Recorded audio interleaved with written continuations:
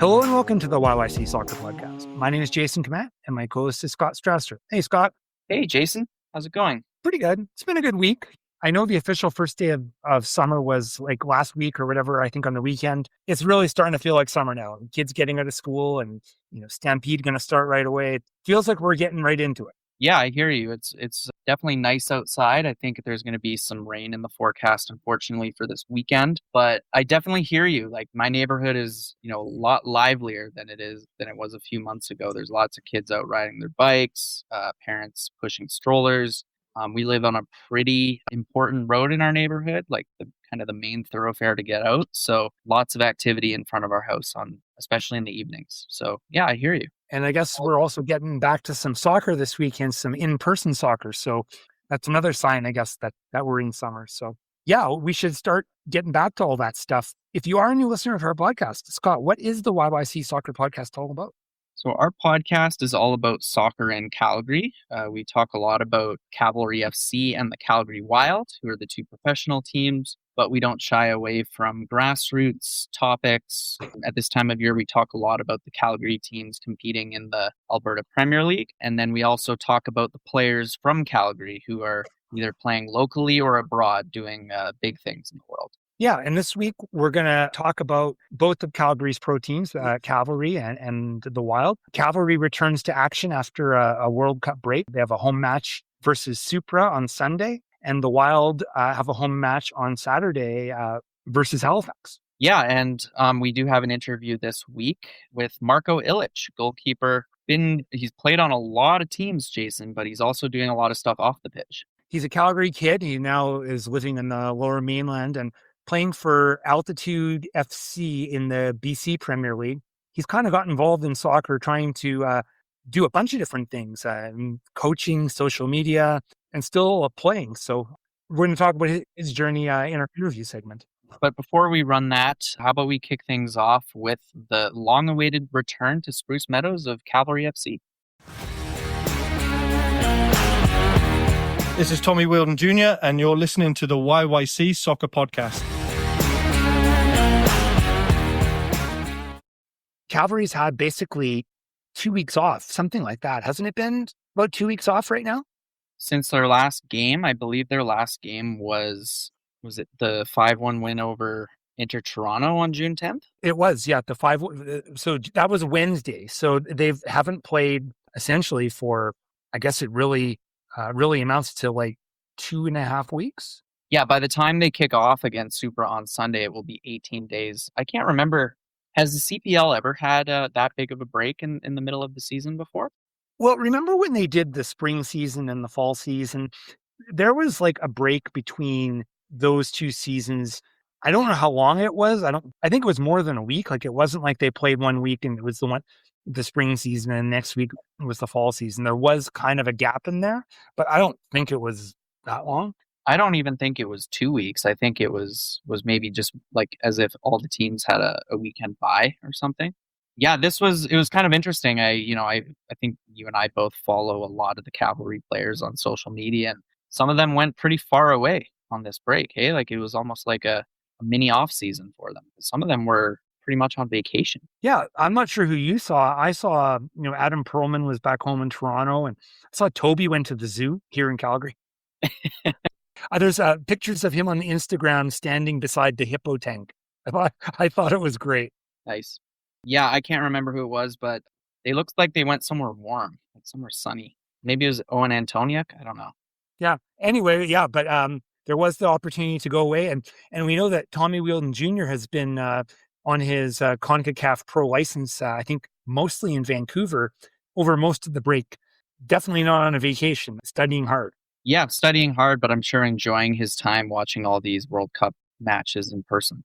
Oh, for sure. So they'll get back to it here on Sunday at 5 p.m. And the match is going to be against Supra, the first time Supra has ever visited Spruce Meadows. Well, it'll be the first time that Supra has ever come to Calgary. Cavalry has only played them once before, and that was a 1-0 win back in early May. I'm curious to see how Supra do in enemy territory. I think I've seen some of their games, Jason, particularly in April and May. They seemed quite strong, but since the last time I watched them. They have slipped a few places down the table. They're kind of in the middle of the pack at the moment. I think 5th place with 11 points from 9 games. So kind of battling it out with the likes of Ottawa, Toronto, and Vancouver for those playoff positions. But I mean, overall, I think, it's going to be a novelty factor watching them play at Spruce Meadows for the first time. I really wonder if there's going to be somebody that pulls out an old Montreal Supra jersey and wears it to the game. That would be fantastic. I feel like you would be the one to do that, but I know you're not going to be at this game. Yeah, well, I don't have a Montreal Supra jersey, unfortunately, but...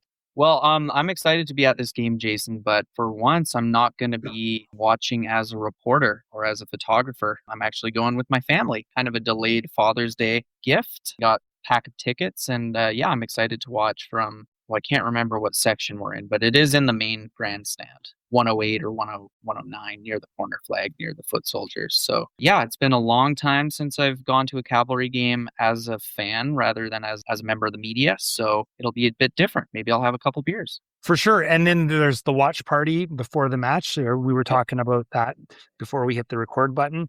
Just in case you haven't heard about it yet, there will be a watch party for the Canada match on the Spruce Meadows grounds before the Cavalry match. Yeah, this is really cool. It's kind of a cool coincidence that these two games are going to line up so perfectly. 1 p.m. At Spruce Meadows, Cavalry is hosting a watch party. It's in, I think it's called the Equiplex or the Equineplex. It's an indoor venue. I think it's going to be pretty rainy that day, which is maybe why they're doing it inside. But they've already kind of started creating the setup for it. And if you follow Cavalry on social media, you can probably see their preparations, but we're going to be going to that too. So it's going to be an afternoon of soccer, and I'm hoping for 2 wins. Not too much else to talk about from a Cavalry point of view that I'm aware of. I know that Sergio Camargo had his contract extended. I think he's now under contract till the end of 2028. Yeah, I was kind of surprised that they extended by that much. I mean, he is into his 30s now, so I think by the end of that contract, he'll be 34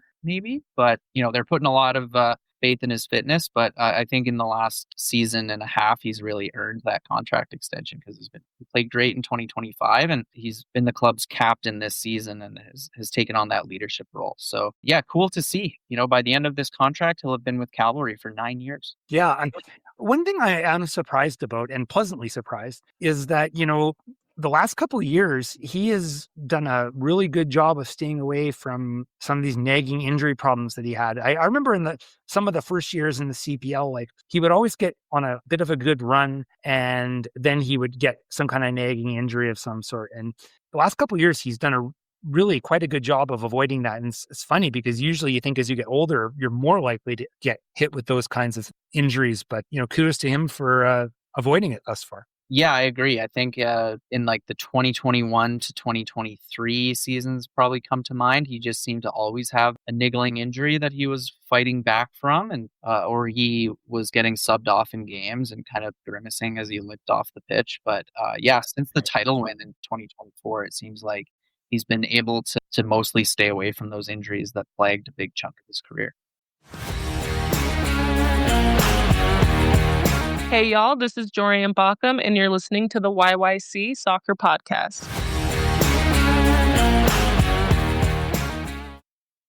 So the Calgary Wild will also be home this weekend, as mentioned. Their game against the Halifax Tides will be on Saturday at 5 p.m. at McMahon Stadium. If you can't make it to the match, this game is being broadcast on YouTube as well as TSN+.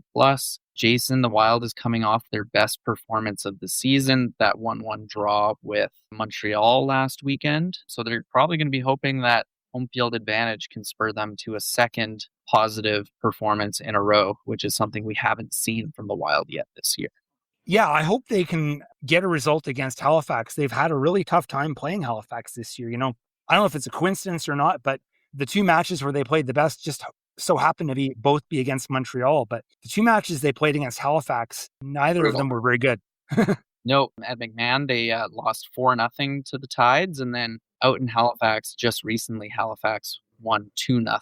So definitely a team the Calgary Wild have struggled against this year, which it's kind of the opposite of from last year when the Tides were one of the few teams that Calgary almost always seemed to get a positive result against.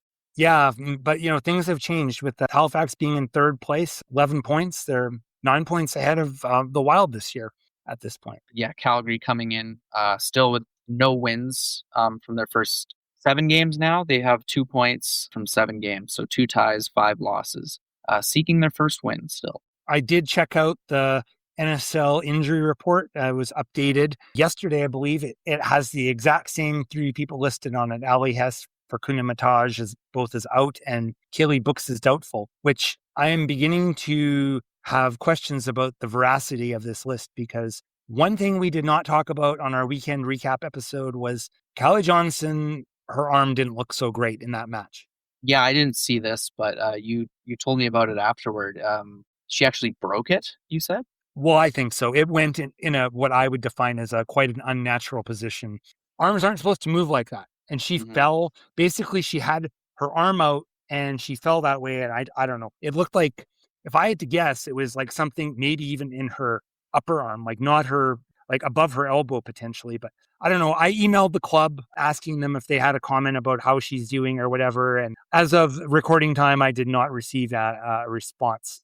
I also asked at the same time for the other status of the other injured players, and also no response. So that's definitely a loss for Calgary, because Callie Johnson is one of the few proven scoring threats on this Wild attack.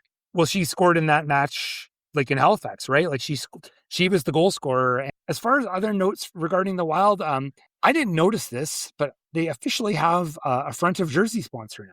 The club held a pretty cool event at Sundance School last week to unveil this new jersey, front of jersey sponsor. And the reason they chose Sundance School, Jason, which player on the Wild do you think went there for their elementary schooling? I was going to say Sarah Kelty-Dilling, because it seems like every time school stuff is going on, it's all her name seems to come up, but that's more as a teacher. So I don't know. Who is it?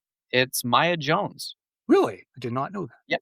Yeah, I didn't either, but they actually held a media avail, and there was some mainstream media coverage of this event. And for Maya Jones, it meant a chance to reunite with her former phys ed teacher, who has retired since she attended the school, but actually came out specifically for this event. So that was a pretty cool reunion to see. I'm sure her phys ed teacher is very proud of how far Maya has gone in her athletic career. But that was how they did it. They unveiled the jersey, and they've done a good job with community outreach this year for sure. Wild. Definitely. This is Marko Ilitch, and you're listening to the YYC Soccer Podcast. So now's a good time, I think, to run our interview with Marko Ilitch. Yeah, I've been pretty fascinated with his journey, how he's been involved in so many different things, and really, he's just a young guy. He's 26. Yeah, he's had a really cool story. Obviously played professionally in Serbia, which he talks to us about, but has also played for a host of different teams in Western Canada, both in the League 1/BC Premier League, as well as university soccer in both Alberta and BC. So let's run that clip, and our listeners can get to know Marko Ilitch a bit better. I'd like to welcome Marko Ilitch to the podcast. Marko is a Calgarian. He's got a very long resume in the soccer world, even though he is 26 years old. He is currently a goalkeeper with Altitude FC in the BC Premier League. And he also was recently announced as the goalkeeping coach and social media manager for North Surrey Mustangs FC. Welcome to the podcast, Marko. Thanks for having me. Okay, so I guess let's just talk about your background, your playing career. You grew up in Calgary. Why don't you talk about your, the clubs you played for as a youth, and kind of just give us a background of sort of, what you've done. Yeah, sure. I grew up in Calgary. Played soccer since I was like 3 years old. I started off playing for a club called NCU at the time. It's like North Central United. I don't think they're a club anymore. And then from there, I played for a little team called SD Serbia, which is really cool because I'm Serbian myself, and it was a little Serbian community in Calgary that got together and put together teams, basically full of Serbian kids, but we had kids from all over South Calgary. And I played tier 3, 4 till I was about 15, 14, and that was my first year of playing tier 1 soccer with the Calgary Blizzards. And then from there, I went to Calgary West Soccer Club. and then after that, went to university. So yeah, I mean, I played most of my youth career in Calgary, growing up there, and the Dome and the Calgary West Dome and the South Dome, and then from there, yeah, I went to university, UNBC, my first year, and then I transferred to SAIT, played at SAIT for 3 years, and then from there I went to BC and did my time with the Victoria Highlanders, with Harborside FC, now Nanaimo United, and then went to VIU for my last year my last year of eligibility, I mean, and then now I'm in Surrey and loving it out here and just playing for Altitude FC and coaching for North Surrey Mustangs, like you said. Have you always been a goalkeeper? I wanted to ask, like, from the start, or did you switch to that position later on? I was always a goalkeeper. It was funny enough because I had asthma when I was a kid, and I loved playing soccer, but my parents didn't love the idea of me possibly having an asthma attack on the field, so they kind of just threw me in net, and I loved just diving around and making those saves. So I've always been a goalkeeper since the beginning. I've never really played out or anything, which kind of hindered me later on in my career when I wanted to go to higher levels and play, because you need your feet as a goalkeeper nowadays. But I still loved playing goalkeeper and just using my hands and saving the ball and diving around the mud. So my parents, sometimes they regret it, I think, that they let me stick to goalie because I'd come home super dirty. But yeah, I don't regret a single bit of it. I love playing goalkeeper, and I wouldn't change a thing about it, honestly. I wouldn't be a striker or anything else because it's a lot more running, which I don't love to do. How would you describe your style as a goalkeeper? I'm very aggressive off my line. I'd say I'm not a traditional goalkeeper in the sense that I'm a bit shorter than most modern day goalkeepers these days. You know, being 6'3", being the average height that pro teams look at. I'm like 5'11", so I'm a bit shorter stature, but I'm very quick off my line. I love to play like a sweeper keeper role, and I love playing with the ball at my feet. So playing out the back, quick transitions out the front. So yeah, very agile and springy, and kind of just more of a unorthodox sweeper keeper, I'd say. I don't think you mentioned it when you were just running down all the things, but all of the places you played. But you did spend some time in Serbia playing for a couple of pro teams. Is that right? I wanted to ask. Yeah. I'm sure that was an interesting experience. Yeah, it was. I also forgot to mention that I played for McMahon. I just been so many places. Sometimes it's so hard to like list them all off the top of my head. But yeah, I played at McEwen University for a year. I had a full scholarship there. I played for a year there, and then after my season there, I connected with a Serbian guy called Darko. His son trained with one of the places I work for in Edmonton. I chatted with him, and he asked me about like where I wanted to go and play. Like I told him like I'd love to play professionally and back home in Serbia. I used to be actually a part of the Red Star Belgrade Academy when I was younger. I traveled there every summer for 2 months at a time, 3 months at a time to play with them. So yeah, after my season with Cuban, I connected with him, and he said, "Okay, just send me a highlight reel, and I'll reach out to a few clubs there, see what I can do."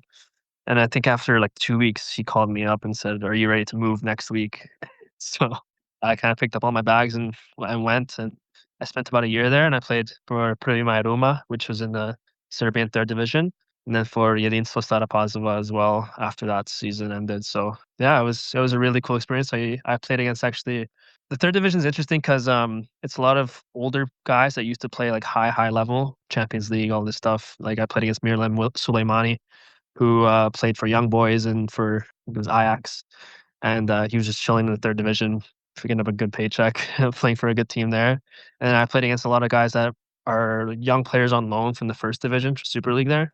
They're just trying to get their minutes in. So it's a good mix of players where it's about a lot of older experienced guys and like younger guys who are just trying to get their minutes and make it, right? So it was a very good level, honestly. And yeah, the facilities there were really nice.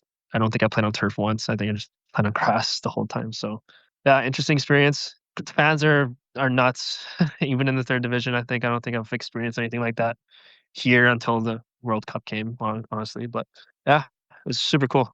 Can you kind of elaborate on playing in the third division? I mean, I think a lot of people may think of the third division in a lot of European countries as semi-pro, but like, was it fully fledged professional? Like you were taking buses to games, there's away crowds, and there's stadiums. Can you kind of talk a little bit more about the day-to-day experience of it?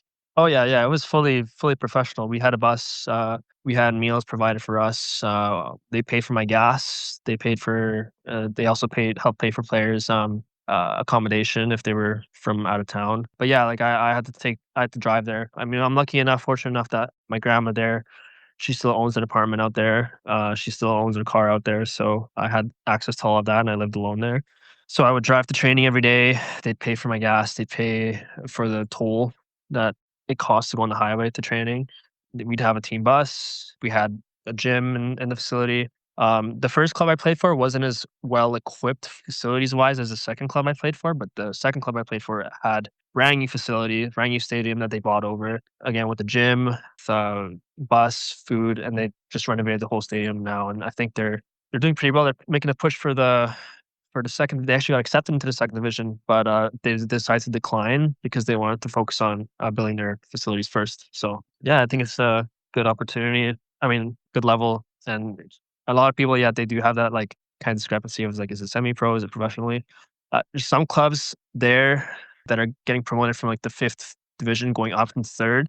They might not have the professional means, but most of the clubs that are in third division, you have to meet a certain standard and you have to apply for your license to be in that league. So just as an example, there was a team that got promoted into the second division the year I played, and they won the league, but they couldn't go into the second division because they didn't apply for the licenses needed. So they won the league, but they couldn't get promoted. So the team from my town that I played for got promoted instead of them. Well, yeah, I think it's for the teams I played for, they were professional in the sense that we had everything provided for us, and they took care of us, and they really cared about their players. You played a bunch of different places. You played overseas. You're currently playing in the BC Premier League. You're still a young guy. You're 26. Are you still looking at pro opportunities possibly overseas? I know you've been doing a lot of coaching. Where are you at right now in your career? I ask myself the same question every day. Trust me, it's a weird spot in my life. You know, I'm done my schooling now, and I've had that experience overseas, and I'm in the position where like, hey, I still want to play the highest level I can, and if I always tell myself if the money makes sense for me to go somewhere, I'll do it. You know, whether that be overseas, Australia or Asia, because I'm half Indonesian too, right? So I have my family in Indonesia too. Problem with playing there is like for me to get Indonesian citizenship, I'd have to rescind both my Serbian and Canadian citizenships, right? So at that point, would it be worth it, right? So I'm still open to playing anywhere I can. Again, if the money makes sense, but for me right now, at the same time, like I still have to also focus on like, well, if I'm not playing soccer, right, what can I do that I would still love, right, in terms of a career? So I've worked in sports management and marketing for 6 years now. I think since I started playing for the Highlanders, and I've always had kind of an knack for like media, social media, and stuff like that. So I just think in my turn, I don't like to work 9 to 5. I've told my partner this many times. She hates it, but I I like having my own schedule and doing the things that I love. So I've been fortunate enough to work with organizations and clubs around sport and soccer, especially with North Surrey, for example, and then Edmonton Rangers. Recently, I went to a TST tournament with them, just doing their media, which was super cool. I got to meet Sergio Aguero, John Joe Shelby, all these guys. So yeah, I'm fortunate enough to like know guys and like work with people who love the game and who love the work that I do. So yeah, I'm in a weird position where I still want to keep playing the highest level I can, which is why I'm playing in the VCPL still, and at the same time, kind of developing the career that I would have if I weren't to play soccer, right? But still something that I love to do. Yeah, that's great, Marco. I know Jason, I think, mentioned this before we hit the record button, but like the landscape now is you can make a living in soccer on and off the pitch, right? In Canada, and maybe that wasn't the case before, and you seem to really latched onto that. Hey. Yeah, 100%. I don't think before it was very feasible in terms of this kind of world, but now with the CPL, the NSL, and all these, there's cash tournaments and stuff like that going on. There's a huge cash tournament in Surrey, I think next week, called the Mary Perry tournament. If you win that tournament, you get $15,000, and they asked me to come work for that too and do media for that, and also play at the same time for the team there, right? So it's really cool. It's a cool landscape or a cool time in Canada where like soccer's really grown to the point where you can work in the area in the field and actually make a good living and enjoy the work you do and the things you do. So yeah, I think it's really cool and I love it. I actually love every second of it. Like coaching too. I just did my CONCACAF C diploma and I love it. Like I can't, being on the pitch all day to make some money and just coach kids and also take photos and media and make your club look good. I can't ask for anything better. Like in a perfect world, like where you see yourself in 5 years? In 5 years, in a perfect world, I would see myself playing for Barcelona in 5 years. Nah, I'd in a perfect world, in a realistic perfect world, 5 years from now, I'd hope to be coaching in some sense for a professional academy, whether that be the Whitecaps or somewhere else. My partner actually works for Whitecaps in marketing, so I'm not too far away from knowing the connections there. But yeah, hopefully, if I'm not playing in 5 years, playing professionally somewhere, making decent money, hopefully I'm coaching somewhere good and still doing the things I love, which is, social media marketing and capturing the moments and helping coach goalkeepers. That's a big passion of mine, is helping goalkeepers reach the highest potential that they can. So yeah, I think hopefully I get my A diploma by then for CONCACAF, and then yeah, we'll see where it goes from there. But just in some kind of capacity in a professional team, it would be awesome, and I would again love it. If you do the job you love, like, this just makes life so much more enjoyable. So Thanks so much for coming on the podcast and talking about your career on and off the pitch. We really appreciate your answers. yeah, no, thanks for having me, guys, and appreciate the work you guys do too. I've seen a couple of the guys go on your podcast before, so yeah, it's cool to be on it, and thanks for asking me to be here.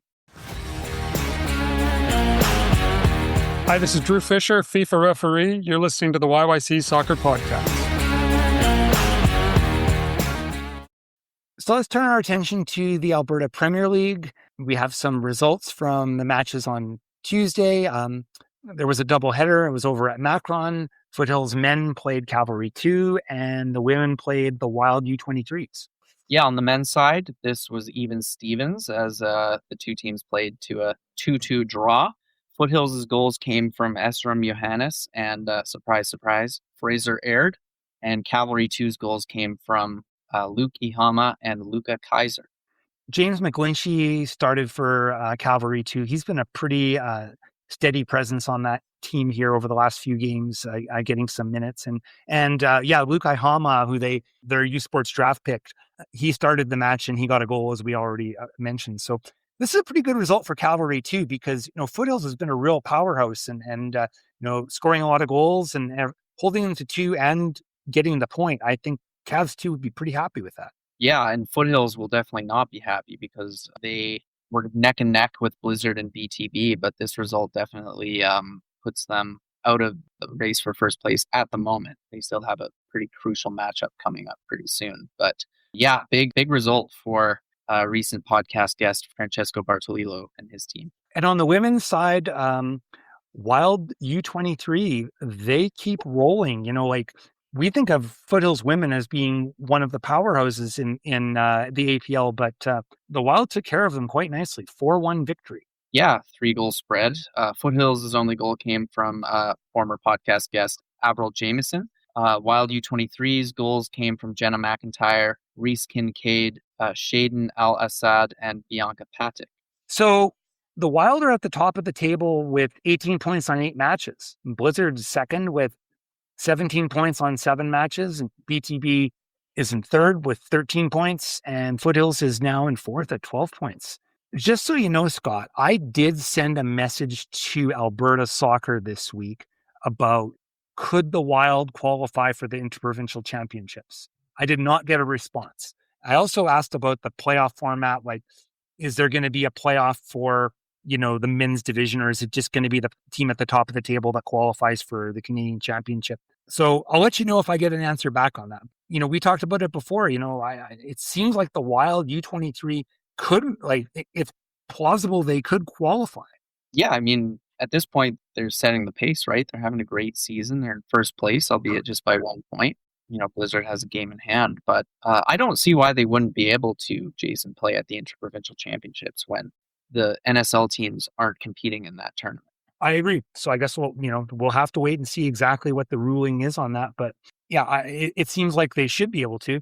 Although one thing is going to be a problem for Wild U23 is that most of their players are made up of university-age players. So by the time it hits August and that tournament comes about, most of the players are not going to be around anymore. But that was kind of a problem that Blizzard had last year. Yeah, and much to our surprise, a lot of Blizzard's top players didn't go to the Interprovincial Championships. Yeah, Blizzard had put together a roster that was really very young before, but So as usual, there's quite a few APL games taking place this Friday night. Hopefully they'll stay dry, Jason. I think the rain that we're forecasted to receive will start on Friday night in Calgary. Although for this game, it won't matter because it'll be indoors. Foothills versus Cali's doubleheader at Macron. Yeah, and Rangers will play BTB at Weber. And then in St. Albert, Cavalry 2 will be taking on the Impact on the men's side at 5:30. And the Wild U23 will look to keep their top of the table form going against the Impact at 7:45. This is Canadian FIFA assistant referee Mike Barwegan, and this is the YYC Soccer Podcast.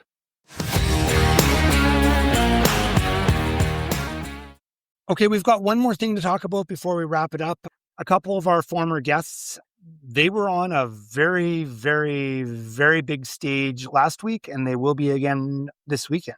Yeah, we're of course talking about Drew Fischer and Mike Barwegan, the two officials that we've had on the podcast. They are officiating at the FIFA World Cup. They reffed the France versus Iran game that took place, I want to say a week ago or less. I think it was at the beginning of this week. It was maybe on Sunday or Monday, I think. Yeah, it was past weekend. And then this Saturday, they're going to be reffing the Croatia versus Ghana game. Yeah, kudos to them. You know, how it all works is, as I understand it, is, you know, you get your subsequent assignments based on your performance. And clearly, the people at FIFA who grade the officials must have thought highly of them to give them another match right away, like, you know, really a week away. So that's great.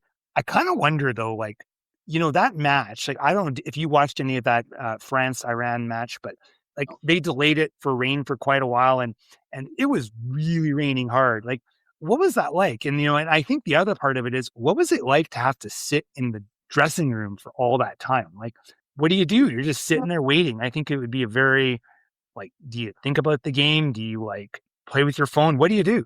I couldn't tell you, but I do know that for the fans, it probably wasn't that fun. And I can say that from experience because I went to that game, and as you did, Commonwealth Stadium not that long ago when Canada played Uzbekistan, and it was raining the whole time.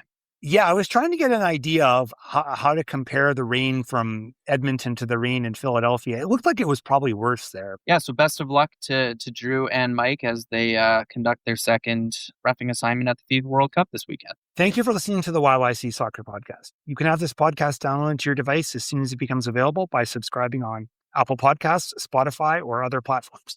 Check out our website at yycsoccer.com, where you can look through our episode archive and find other options to listen, including our YouTube channel. We also have links there to buy Scott's book. It's called Here Come the Cavalry, and it's all about Calgary's pro soccer history. You can leave a question or comment in the Contact Us section of our website.